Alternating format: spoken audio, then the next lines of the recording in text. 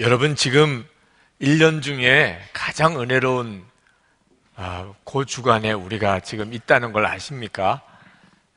고난주간 또 부활절 요 한 주간이 우리가 1년 동안 하나님 앞에 받을 은혜 중에 가장 놀라운 은혜, 예수를 믿는 것에 대한 가장 분명한 핵심, 이 십자가와 부활의 고난주간과 부활주일에 지금 우리가 있습니다. 성도들의 삶 전체를 뒤바꿔 놓을 수 있는 그런 놀라운 은혜의 기간에 우리가 지금 시작 문턱에 와 있습니다. 그러나 목사로서 늘 안타까운 것은 이 엄청나고 놀라운 은혜의 주간에 대부분의 성도들이 실제로는 은혜를 경험하지 못하고 그저 절기 행사로만 지나가게 된다는 점입니다. 여러분, 고난주간이 얼마나 빨리 눈 깜짝하게 지나는 줄 아십니까? 정말 순식간에 지나갑니다. 그리고 부활주일이에요. 다음 주일. 근데 부활주일도 부활의 주님을 진짜 만난 사람은 별로 없어요. 예수님이 부활하셨대. 그러니까 전해 들은 겁니다. 예수님이 부활하셨대. 정말 놀라운 일이잖아. 부활의 주님을 만나봤어? 난 만나보지 못했는데 그냥 그런 말을 들었어. 대부분이 그렇게 지나. 고난주간과 부활주일이 지나도 실제로 이 고난주간과 부활절에 십자가와 부활의 그 엄청나고 놀라운 능력을 경험하고 변화된 삶을 새롭게 경험하는 분들은 별로 없어요. 오늘 여러분들이 주보를 받아보시면 거기에 봉투가 하나 들어있을 겁니다. 뭐 돈이라도 들어있는 봉투면 얼마나 좋아요. 돈 넣으라는 봉투예요. 여러분, 다음 주일이 부활절인 것이 부활절 헌금 봉투 받아 들고 보니까 실감이 나시잖아요. 그죠? 그런데 기쁘신가요? 그냥 또 특별한 헌금 한 번 더 하는 주일일 뿐이지 늘 매년마다 부활주일은 한 번은 오는 거고 이렇게 지나가는 것이 목사로서는 너무 안타깝습니다.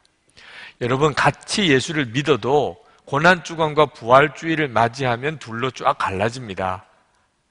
한쪽은 고난주간과 부활절을 통하여 주님과 더 깊은 사랑을 경험하고 주님과 온전히 하나 되어지는 이들이 있고, 또 한쪽은 그냥 절기로 부활주일을 맞이하는 성도들이 있습니다. 고난주간과 부활주일은 성도들 이렇게 두 부류로 나누어 놓는 역할을 하는 것이 안타까워요. 그럼 어떻게 하면 이 고난주간과 부활주일을 잘 맞이할 수 있을까? 종료주일이 열쇠예요. 종료주일이.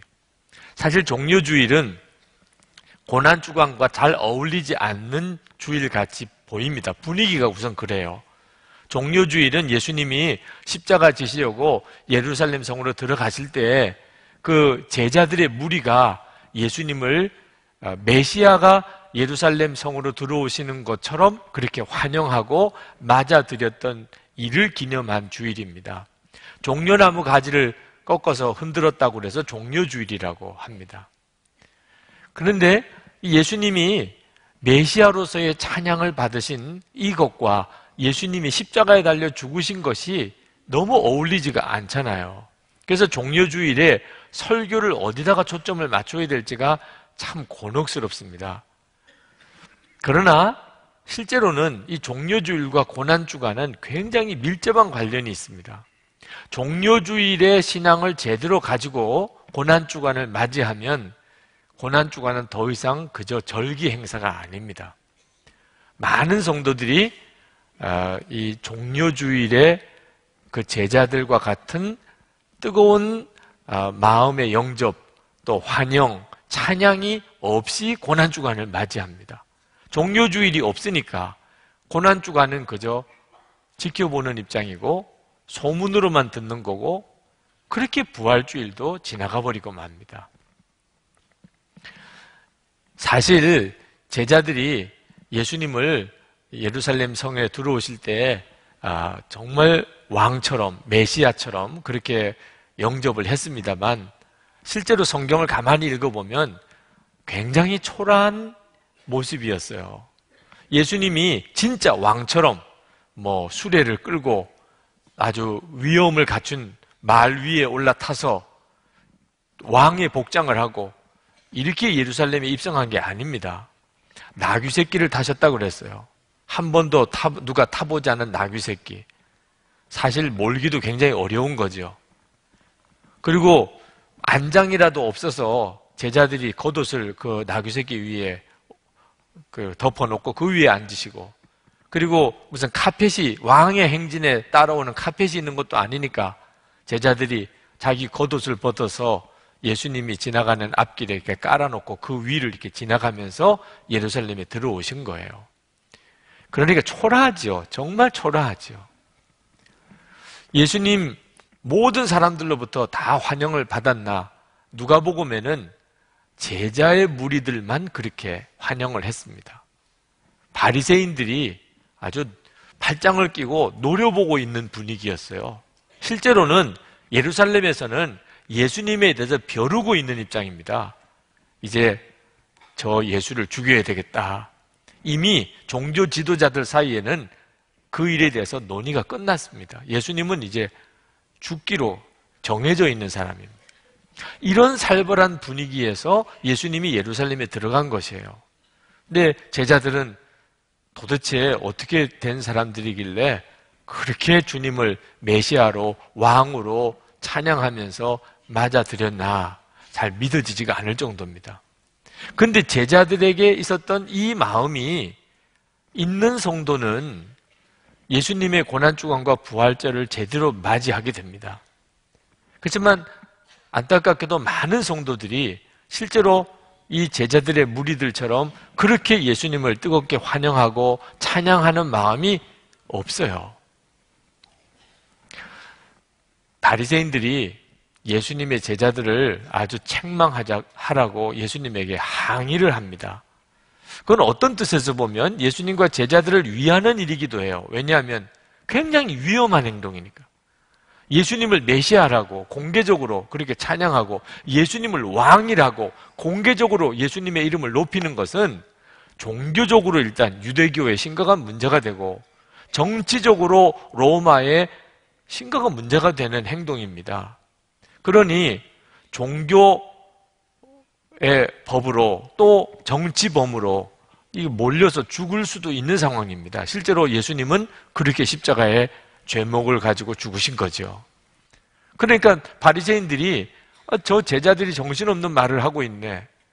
그리고 선생님 되는 예수님에게 제자들 좀 통제하시라고, 제자들 좀 책망하셔야지 어떻게 저렇게 내버려 두시나고 그렇게 말을 했을 정도예요.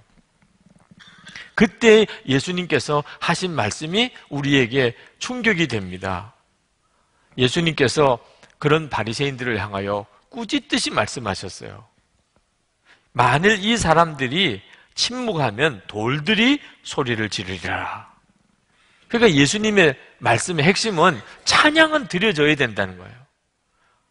찬양은 드려져야 돼. 상황은 조금 어설퍼요. 왕이요 메시아라고 하기에는 좀 너무 어설픈 예루살렘 입성입니다. 그러나 찬양은 그런 찬양이 드려져야 된다.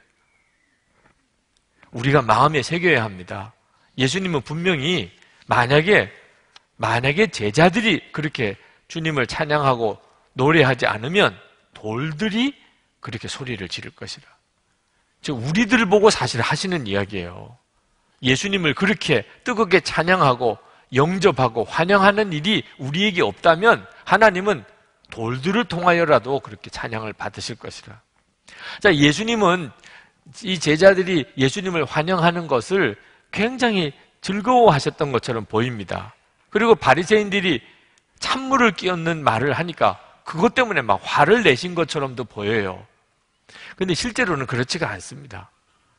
예수님이 제자들이 예수님을 그렇게 뜨겁게 환호하고 메시아라고 왕이라고 찬양하는 것 때문에 기분이 좋아하셨다거나 바리새인들이 그것을 트집 잡으니까 예수님께서 갑자기 짜증이 나셨다거나 전혀 그렇지가 않습니다. 예수님은 제자들의 환호성을 받으면서 예루살렘에 입성은 하셨지만 예수님의 마음은 눈물로 가득 찼어요. 예수님은 마음으로 울고 계셨어요. 41절부터 읽어보면 가까이 오사 성을 보시고 우시며 이르시되 너도 오늘 평화에 관한 일을 알았더라면 좋을 뻔하였거니와 지금 내 눈에 숨겨졌도다. 이제 예루살렘 성이 완전히 멸망당하는, 돌 위에 돌 하나도 서지 못할 정도로 완전히 예루살렘이 멸망할 때가 올 것이라는 것을 예수님이 예언하십니다. 그걸 예수님은 보고 예루살렘으로 들어가시는 거예요. 주 70년경에 로마에 의해서 예루살렘이 실제로 그렇게 완전히 무너집니다. 하나님의 심판이 우리 주님의 눈에는 뻔히 보이는 거예요. 이건 단순히 예루살렘의 심판만 아니고 온 인류가 당할 무서운 심판이 우리 주님의 마음에 너무너무 애통한 거죠. 그래서 며칠 뒤에 겟세마네 동산에서 예수님은 통곡을 하고 우십니다. 히브리서 5장 7절에 그는 육체에 계실 때에 자기를 죽음에서 능히 구원하실 이에게 심한 통곡과 눈물로 간구와 소원을 올렸고 그의 경외하심을 인하여 들으심을 얻었느니라. 예수님은 겟세마네 동산에서 그냥 엉엉 하시면서 우셨어요. 예수님의 속은 눈물로 가득 차 있는 상황이었습니다. 온 인류가 다 지옥에 갈 수밖에 없는 이 무서운 저주 가운데 있는 것을 주님은 너무너무 애통하신 거예요. 예수님께서 이 저주를 짊어지고 십자가에 죽지 않으면 소망이 없습니다. 그래서 예수님께서 십자가 지시로 지금 예루살렘으로 들어가시는 거예요. 그런데 제자들이 그 되어질 일을 알지 못하는 제자들이 종려나무 가지를 흔들고 지금까지 예수님이 행하셨던 일들을 보고 예수님이 메시아라고 믿고 예수님을 환영하는 제자들의 그 환호성 속에 기분이 좋으셨다. 이건 말도 안 되죠. 예수님은 제자들의 환호성을 듣고 기분이 좋으신 게 아닙니다. 예수님은 제자들을 위해서 지금 그 말씀을 하고 있는 겁니다. 예수님을 정말 그렇게 뜨겁게 사랑하고 예수님이 들어오시는 것이 그렇게 좋고 예수님을 향하여 그렇게 찬양하는 마음이 없으면 이제 닥쳐올 십자가의 고난을 견뎌낼 수 없다는 겁니다. 제자들은 지금 어떤 어려운 일이 닥쳐오는지 전혀 모르고 있었어요. 무서운 십자가가 지금 눈앞에 있습니다. 제자들이 이 상황을 맞이했을 때 다 도망갔어요. 완전히 제자들의 존재 자체가 사라진 것 같이 보였습니다. 예수님은 십자가에 죽으셨죠. 제자들은 다 도망갔죠. 이젠 끝났죠. 완전히 끝난 것처럼 보입니다. 그러나 놀라웠게도 예수님은 사흘 만에 부활하십니다. 그리고 완전히 끝나고 다 도망갔던 제자들이 어디서인지 다시 다 일어나요. 그리고 부활의 주님을 만납니다. 예수님이 부활하시고 난 다음에 모든 예루살렘에 있는 사람들에게 다 보이신 게 아니라고 그랬어요. 부활의 주님을 만난 사람은 일부분입니다. 고린도전서 15장 6절에 보면은 500여 제자들이 예수님을 만났다고 그랬어요. 예수님의 부활을 목격한 사람은 다 꼽아보아도 한 500여 명밖에 안 됩니다. 누가 그 사람들일까요? 지금 예수님이 예루살렘에 입성할 때 예수님을 환영하고 또 예수님을 메시아라고 찬양했던 바로 이들이었어요. 그들이 예수님을 그렇게 뜨겁게 사랑하고 주님이 예루살렘에 들어오시는 것을 진심으로 환영하고 주님을 뜨겁게 찬양하는 그런 중심을 가지고 있었기 때문에 그들은 무서운 십자가의 핍박이 지나갈 때 다 죽은 것 같았지만 그 속에는 여전히 생명이 살아있었고 그리고 부활의 주님을 만나뵐 영광의 축복을 얻었던 거예요. 이제 이건 우리들의 문제가 됩니다.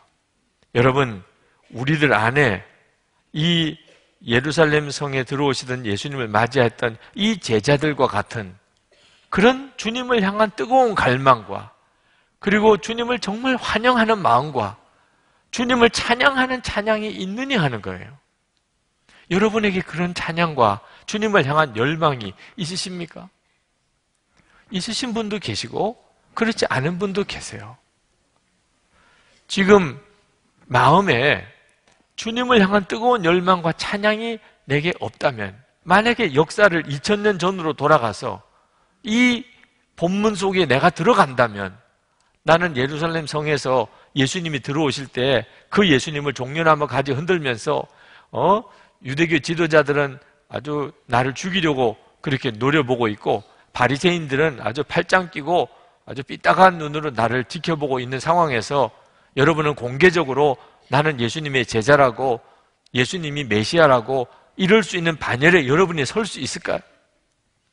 여러분은 그와 같은 마음을 가지고 있습니까? 오늘 그걸 점검도 해야 되고, 여러분이 그 믿음을 가지셔야 돼요.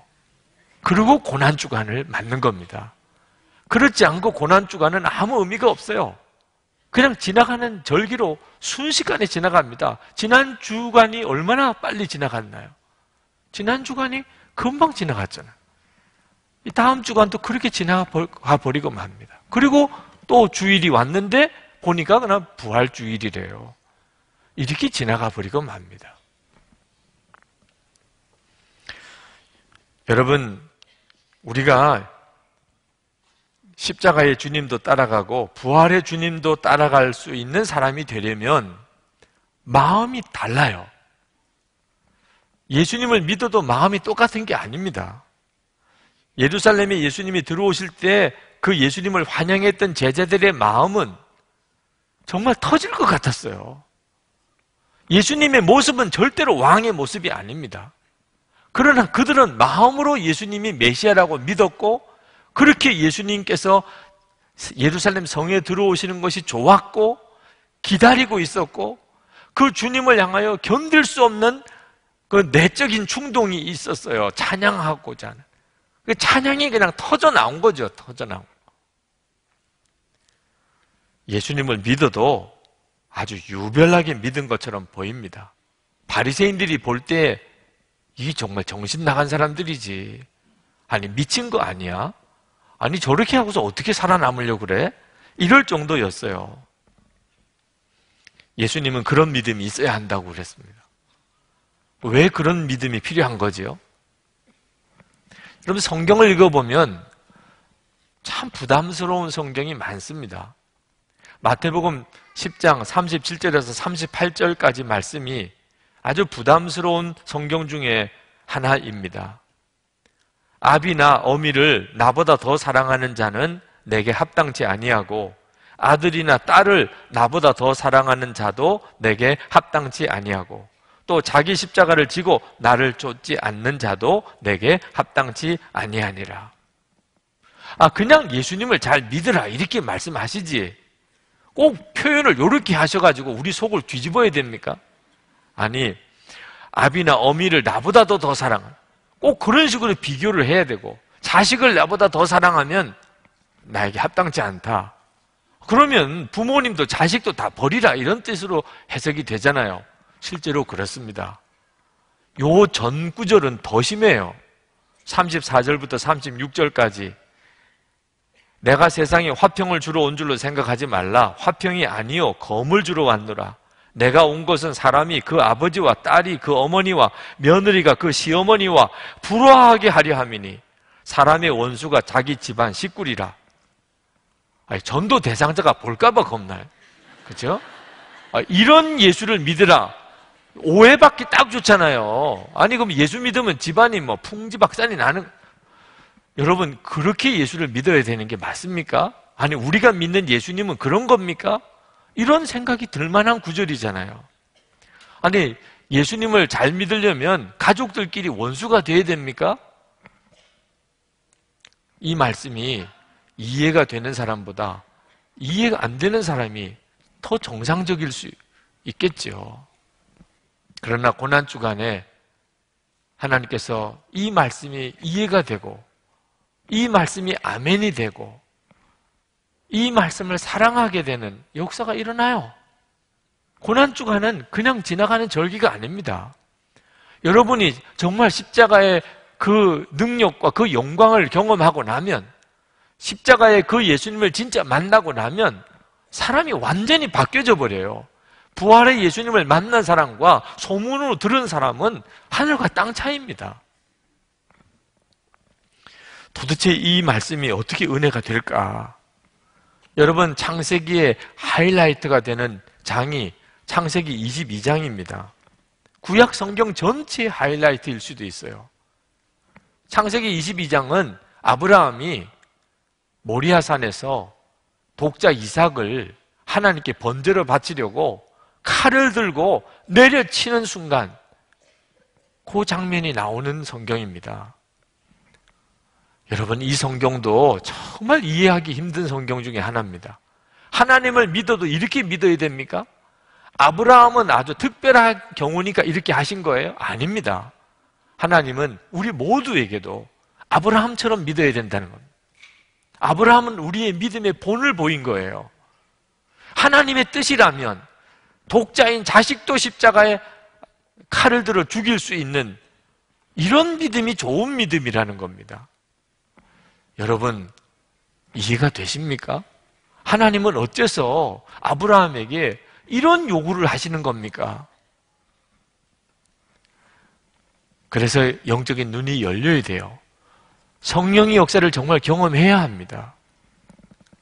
하나님께서 아브라함에게 이렇게 말씀하신 것은 하나님의 사랑을 아브라함 너만큼은 좀 알아달라는 거예요. 하나님의 사랑이 어떤 사랑인지.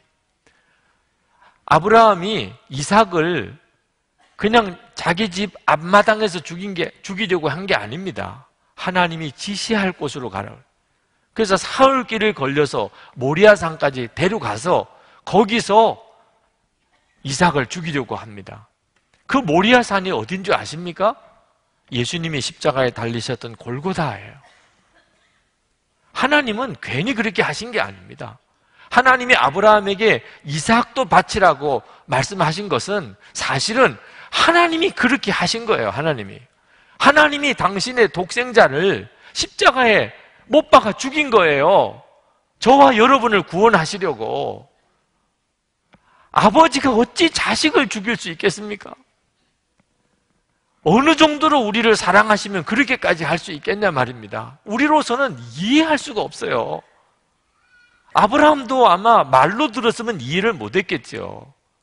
근데 아브라함이 진짜 자기 자식을 죽이려고 해봤기 때문에 그게 도대체 어떤 마음인지, 그때 도대체 어떤 고통이 있는 것인지 아브라함은 알지요. 하나님의 우리를 향한 사랑이 어느 정도인지, 도대체 예수님이 십자가에 죽으실 때 하나님은 어떤 마음이셨는지 아브라함은 알지요. 하나님은 그걸 원했던 거예요. 아브라함 너만큼은 좀 알아줘. 여러분, 고난주간은 그냥 건성으로 지나가는 주간이 아닙니다. 우리는 모르는 게 너무 많아요. 십자가 그냥 건성으로 듣고 한 번 듣고 지나갈 지식이 아닙니다. 십자가의 영광, 십자가의 능력, 십자가의 사랑, 우리는 정말 큰 바다에 물 한 컵 정도, 바닷물 한 컵 정도밖에 모르고 있는지도 몰라요. 실제로 그렇고 그 깊은 은혜 속에 여러분 들어가셔야 하지 않겠어요? 십자가의 고난도 이기고 부활의 주님도 만날 자는 주님을 향한 마음이 다릅니다. 아브라함이 그랬던 것처럼 마음이 달라요. 한 수도사가 성경 번역을 위해서 평생 수도사로 그 라틴어 성경을 번역하는 일을 했는데 어느 날 그가 기도 중에 주님을 만납니다. 주님을 만나고 이 수도사가 얼마나 감격했는지, 사랑의 주님, 제가 주님께 무엇을 드리면 기뻐하시겠습니까? 주님께 뭔가 예물을 드리고 싶었어요. 예수님께서 나는 하늘과 땅의 모든 권세를 다 가지고 있는 자다. 너가 나에게 줄 수 있는 건 아무것도 없다. 그래도 주님께 제 가진 것이라도 다라도 주님께 드리겠습니다. 예수님께서 만약에 정말 그렇게 하고 싶다면 가난한 자들에게라도 나눠주라. 그리고 주님이 떠나가시려고 하니까 이 수도사가 주님을 이렇게 빈손으로 가게 할 수는 없습니다. 제가 주님께 드릴 수 있는 것이 무엇이 또 있겠습니까? 그때 주님이 그 수도사를 향하여 돌아서서 너가 정말 그렇게 하기를 원하느냐? 그렇다면 내 마음을 나에게 다오. 그러셨다 그래요. 여러분, 우리가 예수님께 드릴 수 있는 건 마음밖에 없습니다. 다 주님이 주신 거예요. 그리고 나중에 또 다 내려놓고 갈 거고, 실제로 우리가 하나님께 드릴 수 있다, 바친다, 의미가 없는 겁니다. 그거 다 주님 거니까. 주님이 주신 것이고. 그러나 내게 있는 것으로 드릴 수 있는 유일한 것이 있는데 그것이 우리의 마음이에요. 마음. 그래서 예수님은 우리 마음에 오시기를 원하시는 겁니다. 사랑하는 여러분, 그 예수님이 예루살렘에 들어오실 때 그 제자의 무리들이 예수님이 예루살렘에 들어오시는 것을 향하여 그렇게 기뻐하며, 그냥 한번 상상해 보세요. 예수님이 예루살렘에 들어오시는 것을 바라보면서 그 제자의 무리들이 그렇게 기뻐하면서 예수님을 맞았어요. 지금 예수님은 여러분의 마음에 들어가실 때 똑같이 여러분이 그렇게 해주기를 원하는 겁니다. 여러분이 진심으로 예수님이 내 마음에 오시기, 예수님이 내 마음에 오신 게 그렇게 기쁘고 좋아요. 그렇게 여러분이 예수님을 마음에 맞이하고 계십니까? 여러분 중에는 정말 그렇게 예수님을 영접한 분이 있으실 거예요. 예수님, 제 마음에 오세요.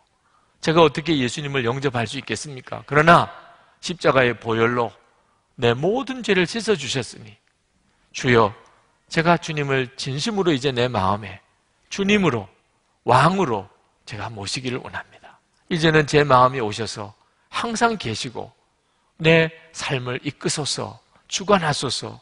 진심으로 정말 눈물로, 기쁨으로, 감사함으로 그렇게 예수님을 영접하신 분이 계실 거예요. 주님은 반드시 그분 마음속에 오셨습니다. 누구든지 정말 주님을 원하면 주님은 반드시 그 사람 속에 계십니다. 그리고 그가 알게 됩니다. 예수님이 그 마음에 임하셨음을. 그러나 안타깝게도 지금 이 자리에 계신 분 중에 그렇게 진심으로 예수님을 영접한 기억이 없으신 분도 있으실 거예요. 오늘 이렇게 교회는 나왔지만 내가 정말 내가 진심으로 예루살렘 성에 들어오는 예수님을 맞이하는 제자들의 무리처럼 그렇게 기뻐하며 그렇게 갈급해하며 그렇게 내가 예수님을 내 마음에 오시기를 그렇게 영접해본 기억이 내게는 없구나. 그러시면 오늘이라도 하세요. 지금이라도 하세요. 이것이 핵심입니다.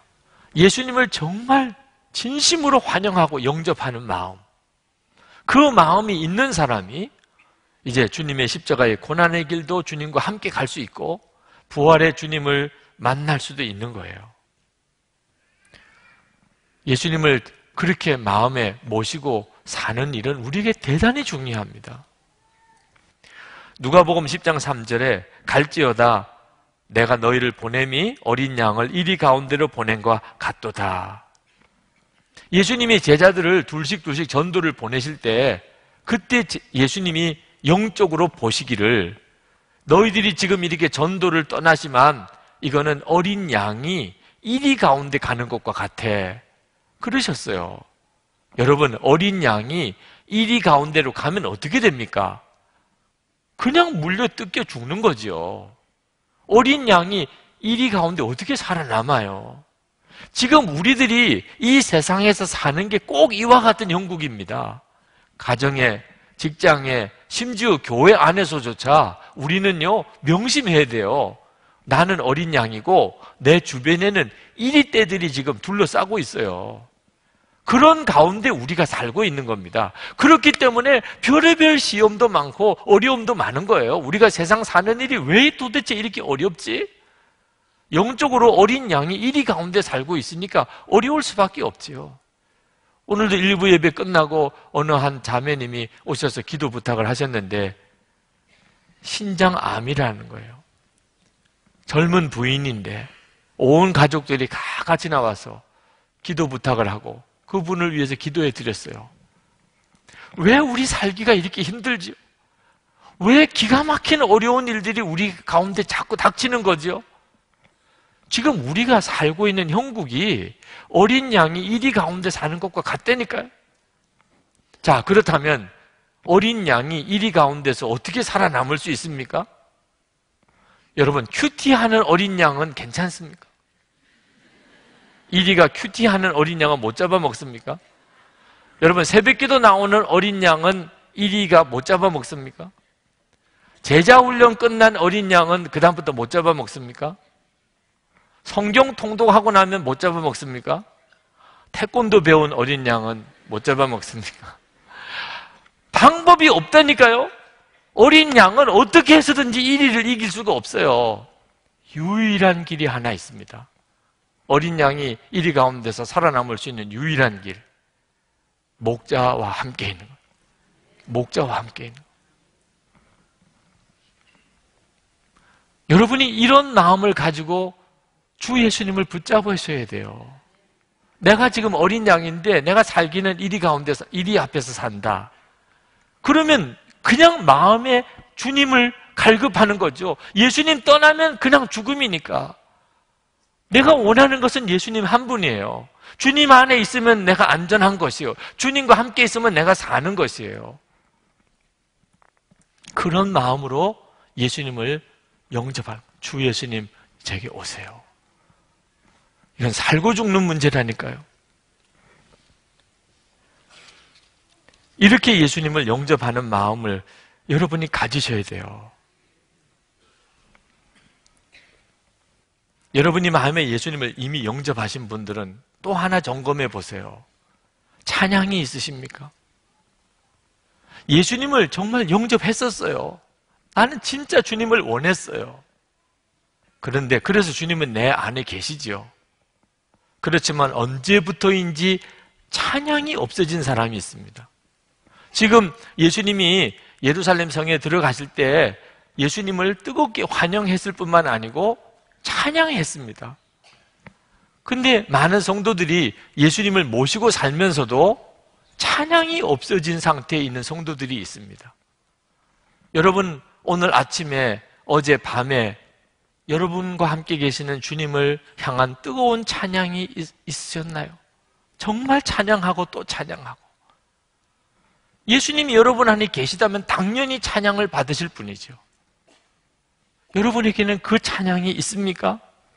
언제부턴지 내게 찬양이 사라졌다면 이유가 뭐지요? 내가 마음을 지키지 못했기 때문입니다. 예수님은 우리 마음에 오시기를 원하세요. 내가 마음을 잘 지켰다면 내 속에 항상 찬양이 있죠.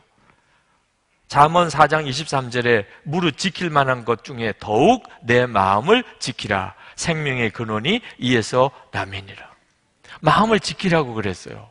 여러분, 어린 아이를 데리고 어디를 가면 항상 그 아이를 지키는 마음이 있잖아요. 큰 길로 나가면 어떡하나, 또 위험한 난로가로 가면 어떡하나, 또는 무슨 날카로운 무슨 흉기가 되는 것들을 가지고 놀면 어떡하나, 항상 아이를 지키지요.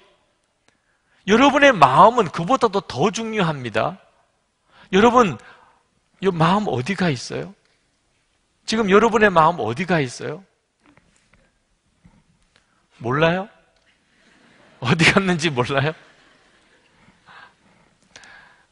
괜히 마음을 돈에다가 다 뺏겨버리고 무슨 드라마에 뺏겨버리고 세상 성공에 뺏겨버리고 어떤 사람에게 마음 줘버리고 세상 오락에다가 내 마음 다 뺏겨버리고 죄 짓는 것에다가 내 마음 다 뺏겨버리고 예수님을 영접하고도 실제로 마음을 이렇게 하고 산단 말입니다. 여러분 마음을 제대로 지키고 사세요? 어디다가 마음을 다 내놓고 사세요? 마음을 진짜 예수님에게 다 드렸습니까? 마음을 예수님께 드렸다면 잘 지키고 있는 거죠. 지금 여러분 마음 안에 뭐가 들어와 있습니까? 어느 목사님과 영성일기에 대해서 이야기를 하면서 우리 부목사님들과 장로님들과 이렇게 영성일기를 같이 매일 나누고 산다고 그랬더니 깜짝 놀라요. 나는 절대로 그렇게 할 수 없다.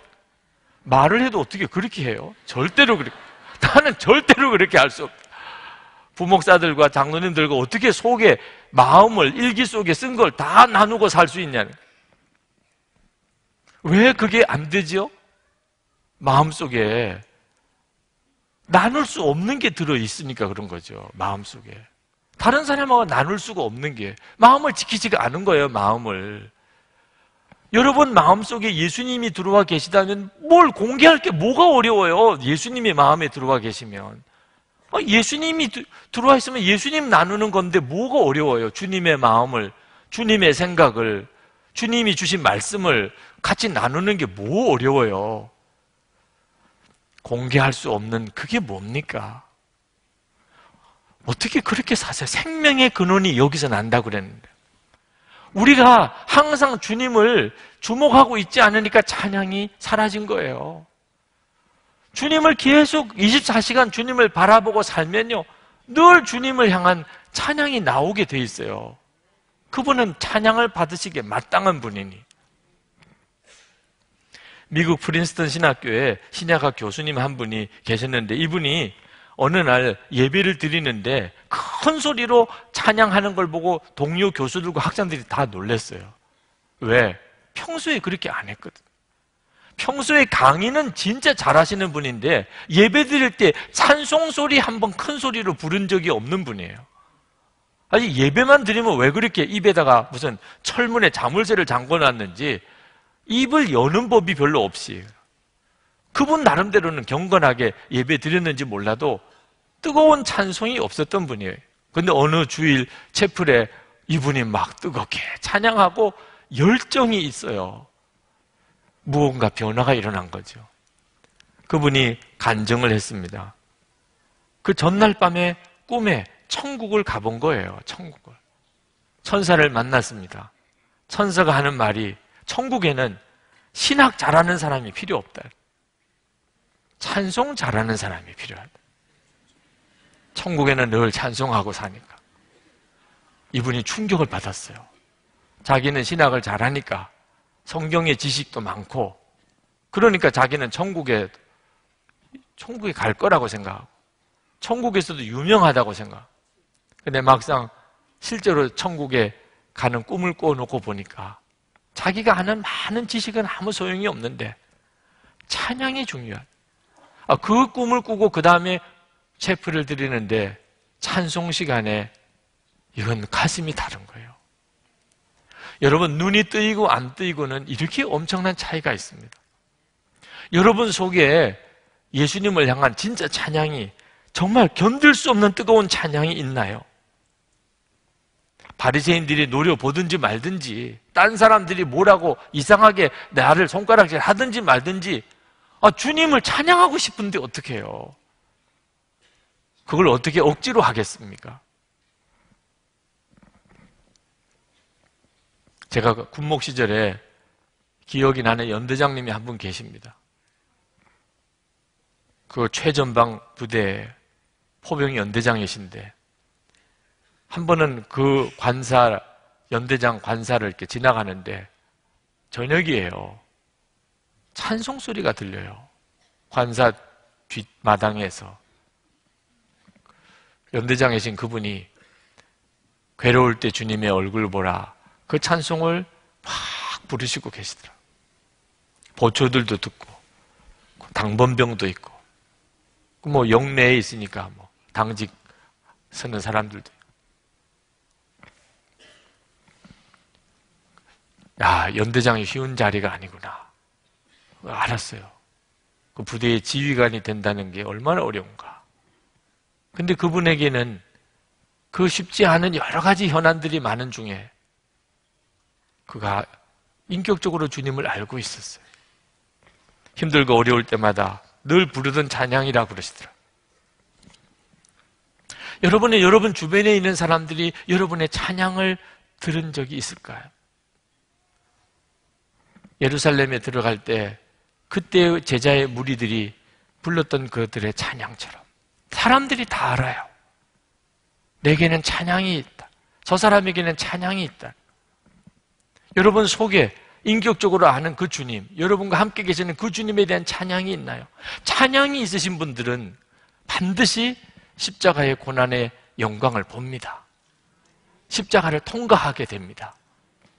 주님이 이끄시니까요. 물론 삶은 엉망으로 살면서 노래만 부르면 그것도 참 보통 밉상이 아니죠. 그죠? 손영원 목사님, 그분은 자기 두 아들 죽인 원수를 양자 삼았습니다. 그건 믿지 않는 사람들도 다 충격을 받았어요. 근데 이 손영원 목사님에게는 찬양이 있었던 분입니다. 찬양이 있었으니까 그렇게 할 수 있었던 거예요. 그분이 지은 복음성가 중에 주님 고대가라는 복음성가가 있습니다. 낮에나 밤에나 눈물 머금고 내 주님 오시기만 고대합니다. 가실 때 다시 오마 하신 예수님, 오 주여 언제나 오시렵니까? 고적하고 쓸쓸한 빈 들판에서 희미한 등불만 밝혀놓고 오실 줄만 고대하고 기다려오니 오 주여 언제나 오시렵니까? 먼 하늘 이상한 구름만 떠도 행여나 내 주님 오시는가 해 머리 들고 멀리 멀리 바라보는 마음, 오 주여 언제나 오시렵니까?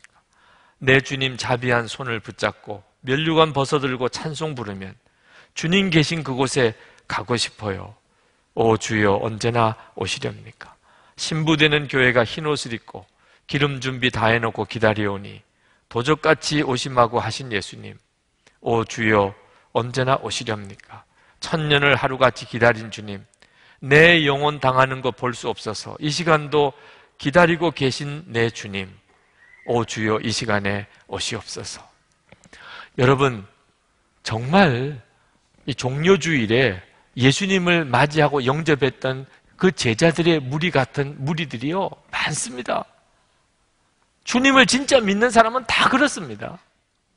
그렇게 뜨겁게 주님을 찬양하고 주님을 환영하고 주님을 영접하는 마음을 가지고 있으니까 십자가도 통과하게 되는 거예요. 그리고 그 십자가의 길에서 주님의 사랑을 만나게 되는 거예요. 다른 사람들은 다 싫다, 부담된다, 떠나가는 바로 그 십자가의 고난 속에서 주님과 하나 되는 거예요. 그게 주님과의 결혼이 되는 거예요. 주님과 사랑으로 연합이 되는 자리가 돼요. 나는 죽고 예수로 사는 그 십자가의 비밀을 발견하게 되는 거예요. 무엇보다도 부활의 주님을 만나게 되는 거예요. 오늘 이 시간 바로 이 종료주일 그 제자들의 무리에 주님을 향한 뜨거운 환영하는 마음, 주님 제 마음에 오세요. 제가 주님을 찬양합니다. 이 은혜가 여러분 속에서 일어나기를 축복합니다. 그리고 이번 고난주간을 맞아보세요. 이번 고난주간에 주님은 여러분을 놀랍게 만나주십니다. 그렇게 갈망하던 주님, 그렇게 만나고 싶었던 주님, 소문으로만 들었던 부활의 주님, 만나지고 하나 되는 역사를 경험하게 되실 것입니다. 기도합시다. 이 시간 주여 제 마음속에 주님을 향한 뜨거운 열망과 주님을 향한 뜨거운 사랑과 주님을 향한 뜨거운 찬양을 일으켜 주소서. 그리고 주님 저를 이끌어 고난주간을 지나게 하시고 그리고 부활의 주님을 맞이하게 해 주옵소서. 통성으로 기도하겠습니다. 은혜와 사랑이 충만하신 아버지 하나님,